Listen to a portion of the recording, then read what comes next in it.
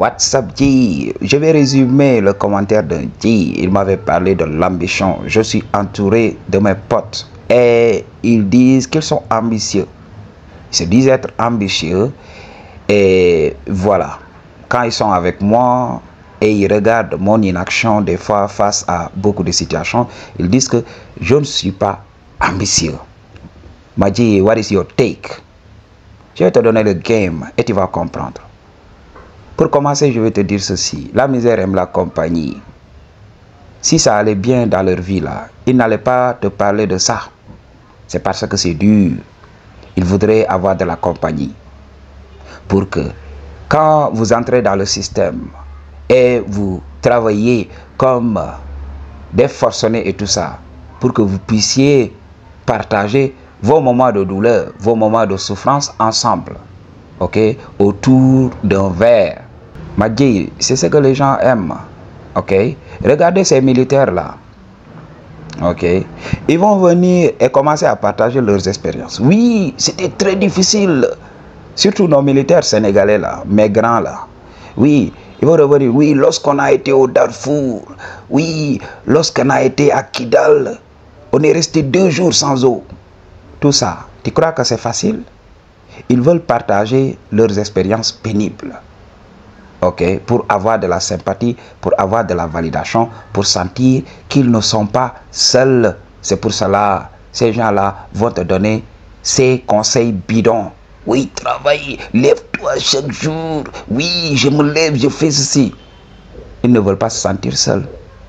Parce que quand toi, tu te lèves à 8 heures pour bosser, tu es là, tu cours comme un forcené, tu es là à la salle de gym, à faire du n'importe quoi. Moi, je suis là, chez moi, en train de dormir, en train de manger et d'avoir un corps de rêve. Toi, tu vas te battre 50 ans à la salle de gym. Moi, j'ai appris à développer mes méninges, à muscler mon cerveau. Toi, tu muscles tes pecs, oui. Tu n'en as rien dans la cervelle. Moi, j'utilise ma cervelle et moi, j'ai un corps beaucoup plus jeune que toi. J'ai un corps beaucoup plus lean que toi. J'attire les mêmes go que toi. Ok? Alors que toi, tu as travaillé. Ok? La logique voudrait que voilà, c'est toi qui dois avoir ces meufs. C'est toi qui dois avoir cet argent. C'est toi qui dois fréquenter ces lieux. Moi, je suis là, je ne fous rien. Et j'ai les mêmes résultats et des fois, je te dépasse. Donc, cette personne va se dire, oui, peut-être, voilà, ces gens qui dorment là, ils doivent s'éveiller comme moi parce que it's lonely. C'est la solitude ici, là. Ok? J'ai l'impression que c'est moi seul qui me bats. Alors, il faut que je cherche d'autres esclaves pour venir m'aider dans ce périple. Ok, Madji? Il faut comprendre, les gens ne partagent pas ce qui marche dans leur vie. Je vous avais parlé de ça. Ok, Madji? By the way, soutenez votre frère. Moi, je vous dis la vérité. Les gens ne vont pas partager ce qui marche dans leur vie. Les riches là, qui donnent des conseils. Oui, lève-toi. Non, c'est faux. Tu vas voir une personne qui tire son épingle du jeu. Au lieu de fermer sa gueule, c'est cette personne qui va rester là à dire oui, moi je me levais chaque jour, je me battais. Et quand tu mènes tes enquêtes, cette personne est entrée dans des sociétés secrètes. Cette personne est devenue entre-temps franc-maçon et a été parrainée par un franc-maçon très riche qui lui a donné un fonds de départ conséquent. Ok, Madji? On a un milliardaire sénégalais. Ok, je ne vais pas appeler son nom. Il était là à faire le malin. Oui, je me battais tout le temps. Et lorsqu'on a mené l'enquête, c'était un marabout qui lui a donné son premier milliard, tout simplement. Un marabout sénégalais. Vous savez, les marabouts sénégalais, c'est des milliardaires. Et des fois, c'est des gens très généreux. Ces gens-là, ils sont très généreux. Oui, bien vrai, je n'approuve pas comment ils gagnent leur fortune et tout ça parce qu'ils se font entretenir par des fidèles endormis. Ok? Mais, donc, certains de ces marabouts-là, ils sont généreux. Ils retournent. Ok? Des fois, ils aident des disciples. J'ai vu des amis qui ont reçu des bourses de la part de beaucoup de marabouts. Ça, quand même, c'est à féliciter. Ok, Madji, le gars, il a reçu son milliard de ce marabout. Et là, il va donner ses conseils. Non, non, réveillez-vous chaque matin, priez Dieu, ça va aller. Ok, battez-vous, ayez de l'ambition. Non, Mathieu, il faut comprendre. Lorsque les gens parlaient d'Elon Musk, ok, ils disaient que oui, Elon Musk, donc il est probablement l'homme le plus riche en ce moment. Il a travaillé dur. Et là, il donne ses conseils bidons. Oui, il faut vous lever, il faut rêver gros, il y a ceci, alors qu'Elon Musk n'a jamais vécu dans la pauvreté. Ses parents étaient extrêmement riches d'abord. Mathieu. Donc, c'est le game qu'on te cache. Bill Gates aujourd'hui, qui est là, qui parle de Microsoft, oui, il faut bien travailler, il faut faire ceci, ok, j'ai fait ceci, j'ai fait cela. Alors, il a volé les travaux de Steve Jobs, et il y avait un dit, by the way, qui m'avait dit aussi que Steve Jobs aussi avait volé les travaux d'un ingénieur. Donc, un voleur volé. C'est comme ça que ça se passe. On avait eu, by the way, encore un exemple un peu au Sénégal. Ok, il était originaire de la Guinée-Conakry. Alors il débarque au Sénégal, il travaille. 2 ans, 3 ans, il a des magasins presque partout. Et là, le gars, il dit non, moi je commençais à vendre de la cola, il y a ceci, j'ai commencé depuis le bas. Et là, lorsqu'on a mené notre petite enquête, c'est en ce moment qu'on a vu qu'il avait volé son oncle à Conakry. Il avait volé l'argent de son oncle et il est parti au Sénégal s'installer là-bas. Maintenant, il fallait jouer le jeu pour ne pas attirer les soupçons. Alors, il a commencé à vendre de la cola, tout simplement. Ok. Et arrivé au moment, maintenant, il se décide à se lancer maintenant, à ouvrir quand même ses centres commerciaux. C'est comme ça que ça s'est passé. N'écoute pas ces esclaves-là. Ils recherchent de la compagnie dans leur misère. Si tout allait bien, il n'allait même pas t'en parler.